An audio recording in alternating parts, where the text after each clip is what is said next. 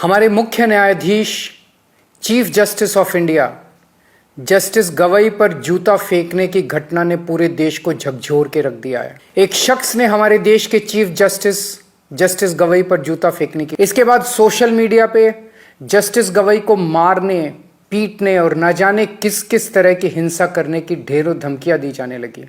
इन लोगों ने ना ही जूता फेंकने वाले के खिलाफ कोई कार्रवाई की और ना ही धमकियां देने और अपमान करने वालों के खिलाफ इन लोगों ने कोई कार्रवाई की। ऐसा लगा जैसे ये सब एक सुनियोजित सिस्टमैटिक तरीके से किया गया एक षड्यंत्र है। एक दलित समाज और दूसरी न्यायपालिका। जस्टिस गवई दलित समाज से आते हैं। इन लोगों को यह बिल्कुल बर्दाश्त नहीं हो रहा कि दलित समाज से कोई व्यक्ति अपनी मेहनत और लगन से न्यायपालिका की टॉप पोस्ट तक कैसे पहुंच गया। क्या ये इनकी हरकतें दलित समाज को डराने और अपमानित करने की कोशिशें नहीं है?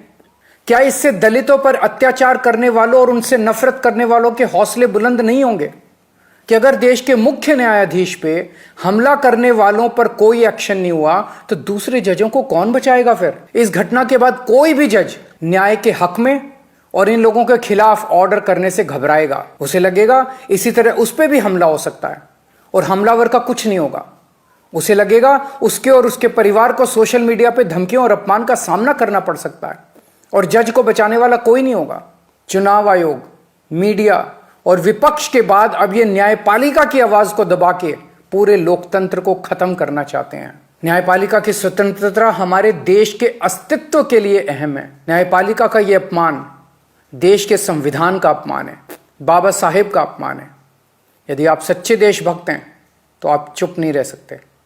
बोलिए, उठिए और न्याय की रक्षा के लिए आवाज उठाइए।